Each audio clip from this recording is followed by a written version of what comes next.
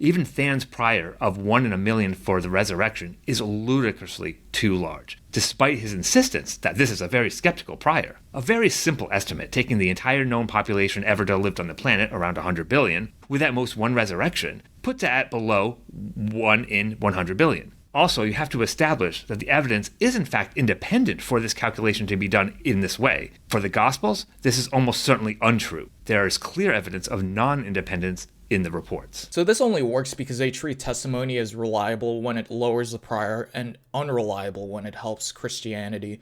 Unbeknownst to Paulogia and Brian Blais, they have just inadvertently refuted themselves with an asymmetrical double standard.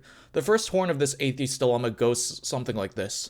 If these folks want to say that we have to account for the dependency of testimonies on each other, then they have to do likewise with their assessment of the prior. In other words, it's not as though Brian and Paul independently dug up the graves of 120 billion corpses to determine this prior probability. So to stay consistent and nuanced, they have to raise the prior on this horn, because they are assuming their theoretical commitments of 120 billion dead humans off of largely the testimonial evidence of anthropological experts. On the other horn of this atheist dilemma, if these folks double down and say we are allowed to assess a probability solely on the basis of testimonial evidence with no regards to the need for independence, we can totally bypass the dependency relationship of witnesses to Christ's resurrection when assessing the likelihood ratio of the evidence. Assuming that each witness has a 90% probability of witnessing something correct, for the 500 appearance plus 21 individual witnesses, we get a base factor of 9 to the 521st power.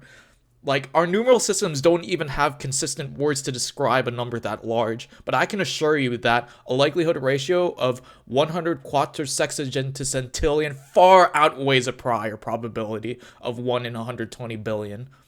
Now, in actuality, the conversation doesn't end there. Bayes' theorem demands that we update our beliefs based off of any evidence we encounter, including independence and dependence relationships between data points. But the key takeaway here is that Brian Blais is using a hypocritical double standard by being too liberal with the testimony for the prior and hyper-skeptical with testimony for the evidence. A rational statistician would be consistent throughout his methodology.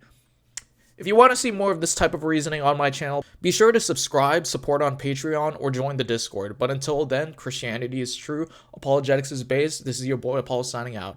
Peace.